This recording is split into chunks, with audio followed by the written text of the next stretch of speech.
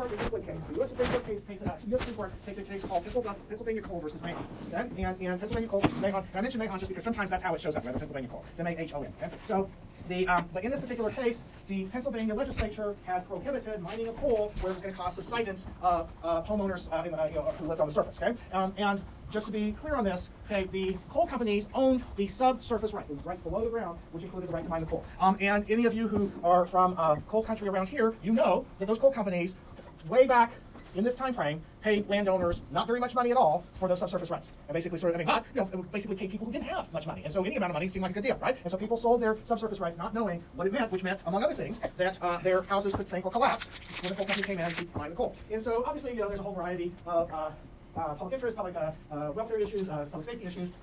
And so the Pennsylvania legislature prohibited coal mining in these circumstances, and the U.S. Supreme Court says this is a taking of private property. And the court says when a regulation goes too far, it will be deemed a taking. So the justice in this, the majority opinion in this case was Justice Holmes, Oliver Wendell Holmes Jr.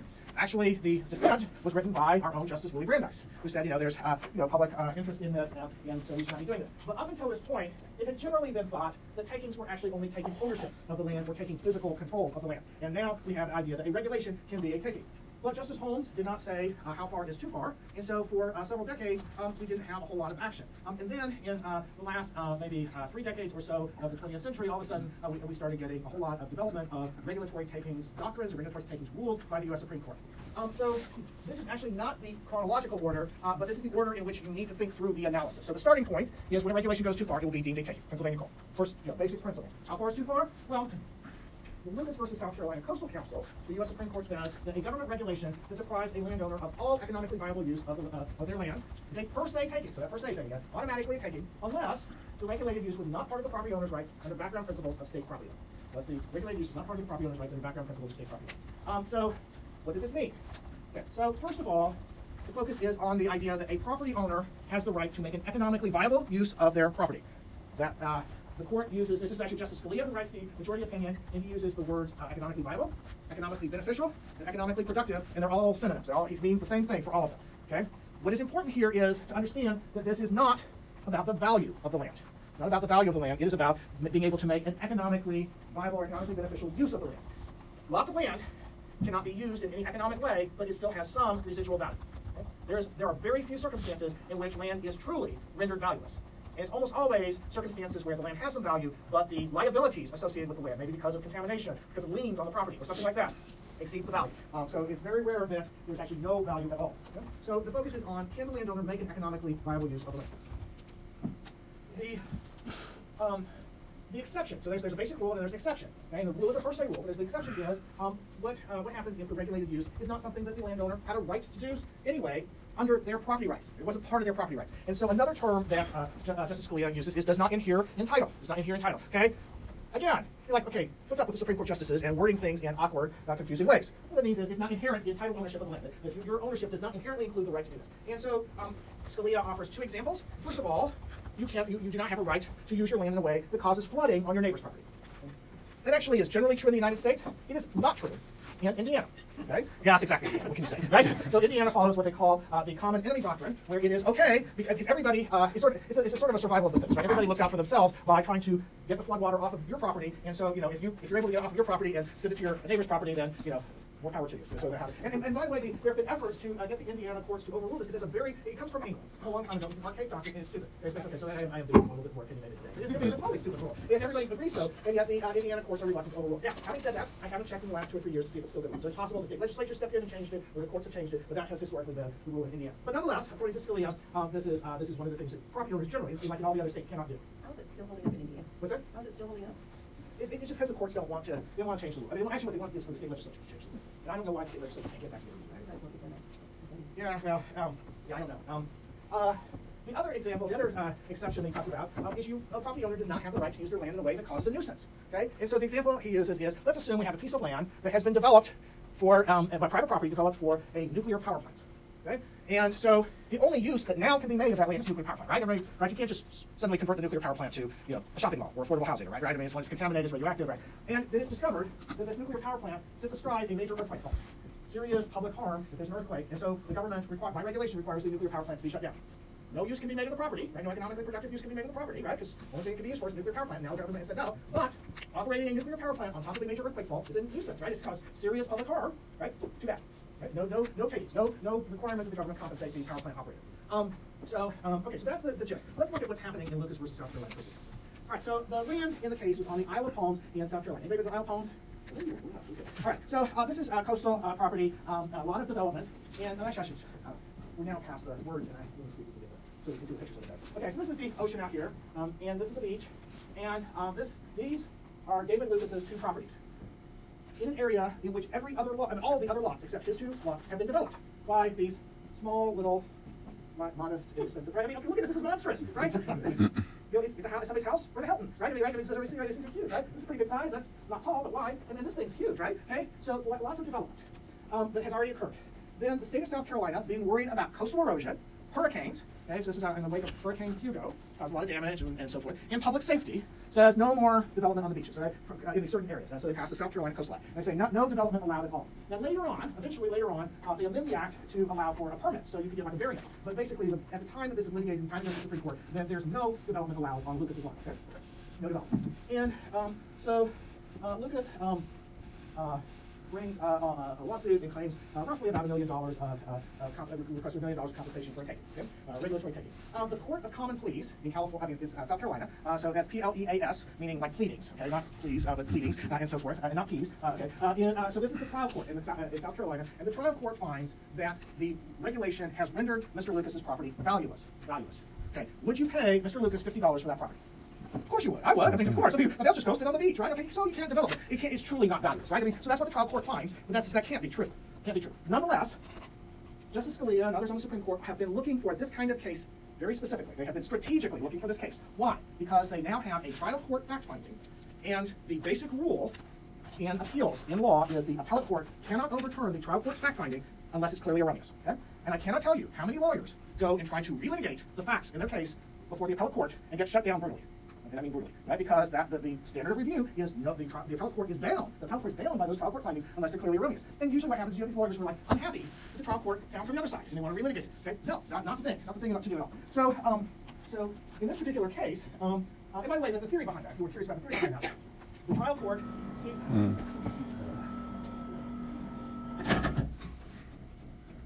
the trial court sees the evidence. They hear the witnesses. They see the perspiration on the brow of the witnesses as their beady eyes dart back and forth. And so they can weigh the value of the evidence. Right? They see the smoking gun, like literally smoking in their hands. And so, right? So you get the idea. Right? And so the appellate court gets what's called the cold paper record. And it really, literally, I mean, I clerked for an appellate judge back then. We got electronic stuff now, but it actually literally came to us in cardboard file boxes of printed record. Okay? And so that's what you get. So, I mean, you're just reading. Okay? So the idea is that the trial court is the right court to hear this. Okay, so so we're waiting for this to so actually, in this particular case, I think the court said it's clearly erroneous because, I mean, how could it really truly be valueless? But that's not what they did. Anyway, the appellate court can determine that the fact finding is clearly erroneous. But what they're doing is they're looking at the evidence that appears in the record and they're saying there's a mismatch to what the court found. Okay? All right. So now, so Lucas wins. Right? The court determines there's a regulatory taking because there's no economically viable use of the land. You cannot develop it. Right? And so he gets $900-something thousand of damages. Right? Of compensation. So then the state of South Carolina takes title to the property, takes ownership of the property, immediately lifts the restrictions, and markets the property for development for houses in order to get their money back.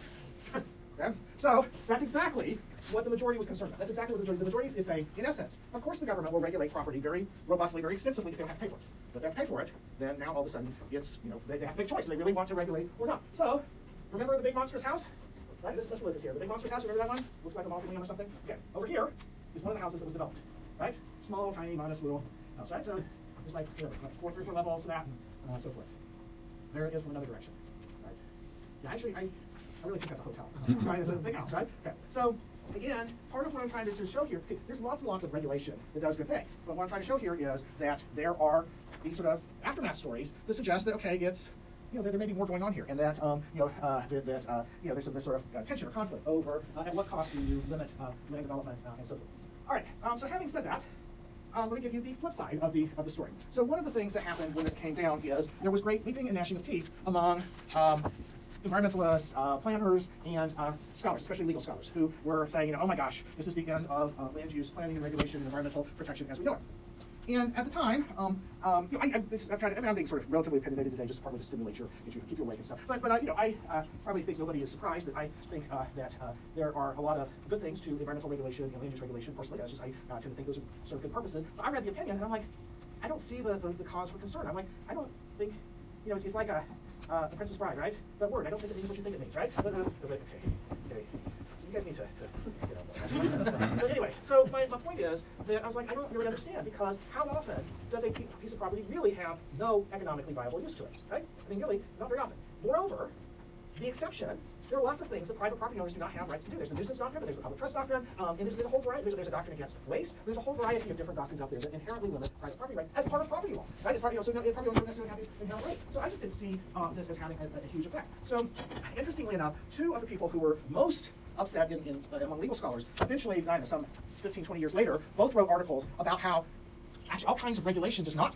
qualify as a regulatory takings under Lucas, and how this exception is really big. It includes all these different things, so it has not had the effect that they were worried about. I mean, they'll say we were wrong. And this is one example. I'm going to show you another example where what people thought the effect of a regulatory takings case was going to be turned out not to be good at all. Right? So again, trying to push on you to think about really how does it work in the real world.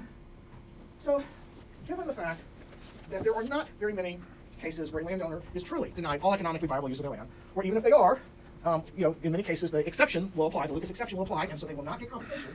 Is that the end of the story? And the answer is no. In 1978, the U.S. Supreme Court articulated a test in a case called Penn Central, which is called the Penn Central balancing test. This is the Penn Central balancing test, and it says a government regulation that's not a total taking of the property may still nonetheless be a taking, depending on the outcome of an ad hoc balancing test. Okay?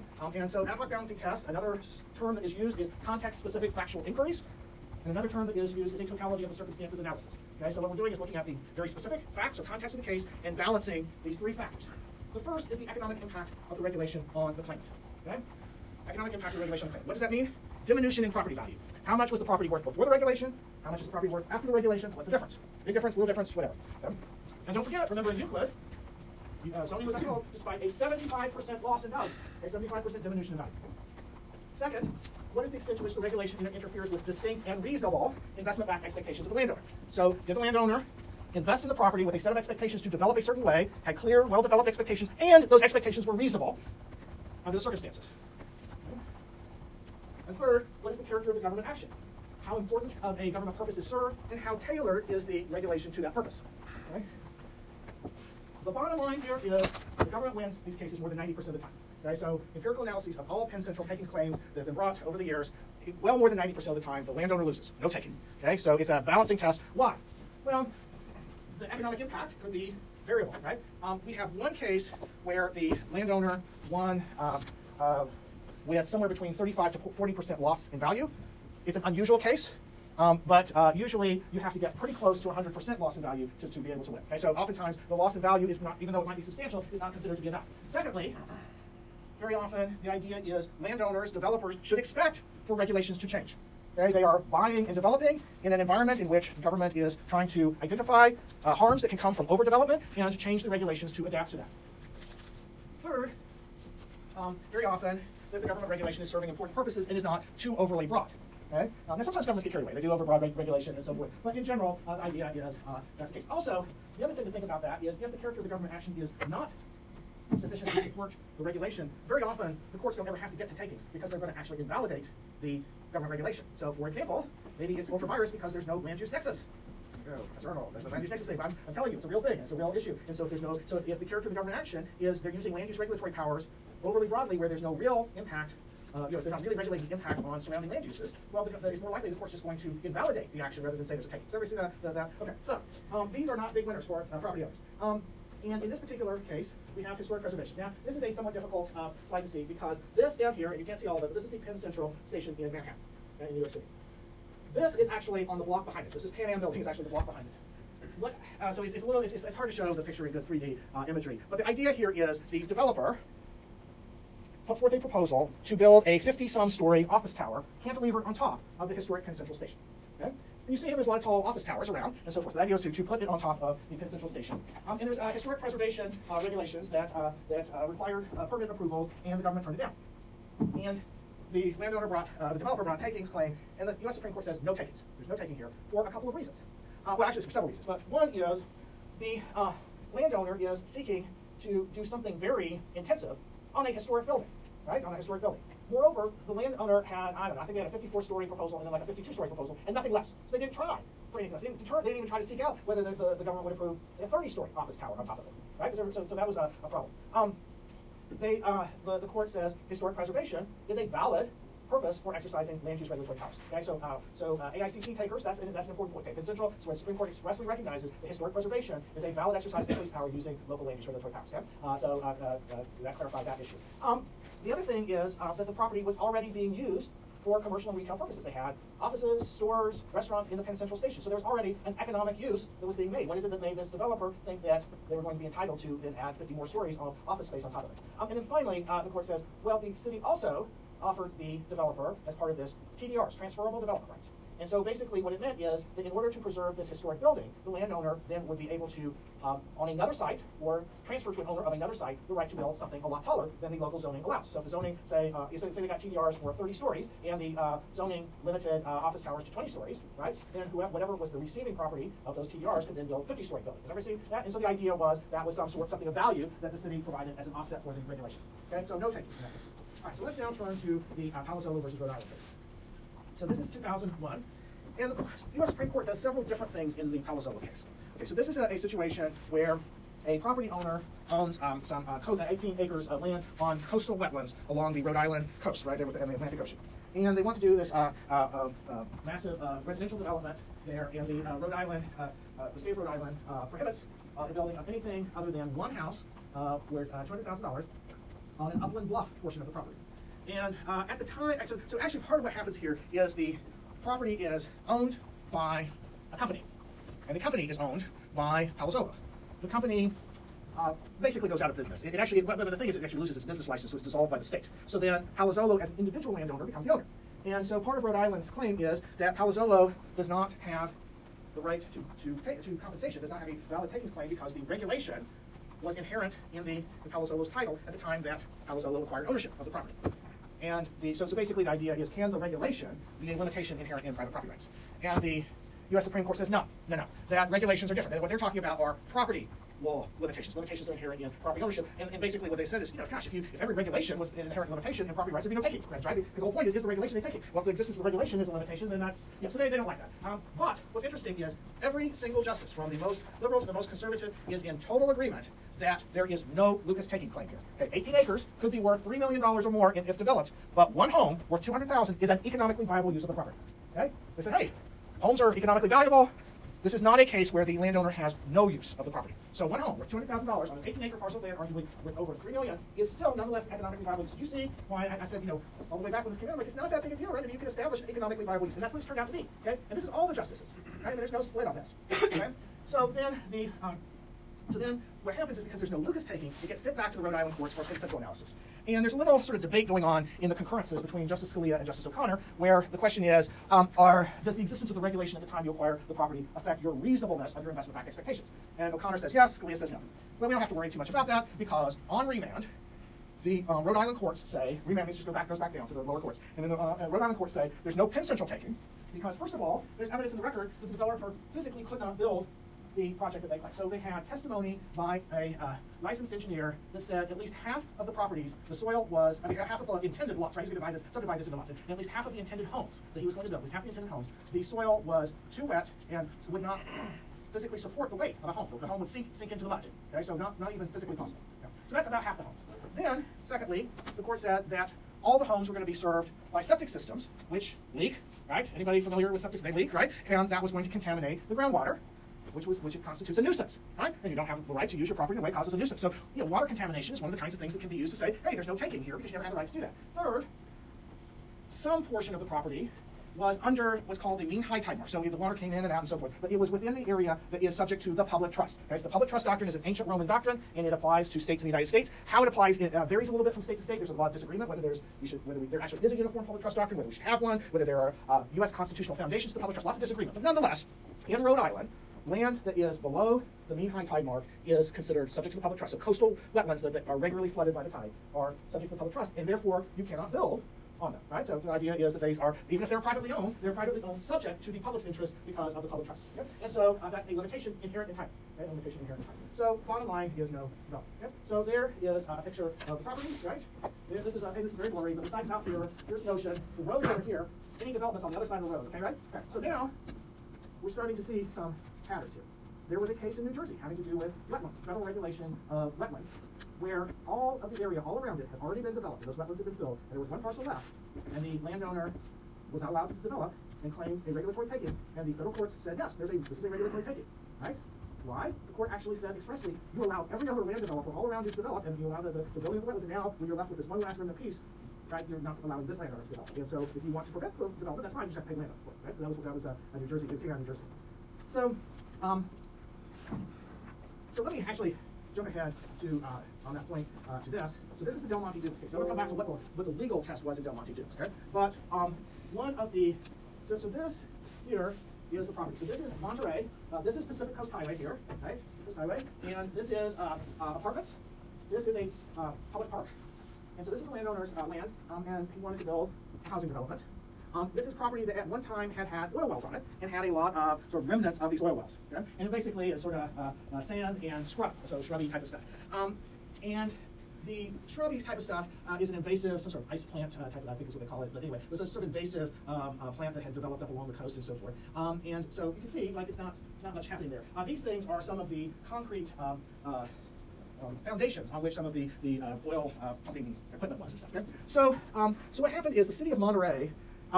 It's different entities. Sometimes it's the planning commission, sometimes it's the city council. But basically, along the way, what happens is the developer proposes lots of homes, massive high-density development, and the city articulates concerns about the land use impacts, about the the viability, the appropriateness of such intense development on traffic or on the public services or on the adjoining park and so on and so forth. And so what happens is every time the developer comes and files an application for a permit, the city says, this is too much. But if you bring us this smaller development proposal, and they usually state with some specificity what they will approve. But they say, if you bring us a smaller proposal, we will approve it. So the developer goes back, redesigns it, brings the smaller approval, or smaller project, a smaller proposal, and the government denies it and says, no, we now have this new concern. Right? So they go from traffic to impact on the parks. So near the end of all this, and so he goes through 5 or more different proposals. It's unclear, somewhere between 5 to 8 proposals. But at some point, they say, well, this is a site where there is an endangered butterfly. It's a habitat for endangered butterfly, and so we can't allow you to develop here. So so the developer finally sues and says, I have a takings claim. One of the things that the city argues is, well, his claim isn't ripe yet to be heard by the courts because we might approve some smaller development, right? And that he hasn't tried for something yet smaller. And one of the things the Supreme Court says is, well, it's clear that they're not going to approve anything, right? I mean, after 5 to 8 different applications saying they'll approve the next one and then not approving it, right? It's clear they're not interested in approving the development. Okay? The majority opinion written by Justice Kennedy starts out.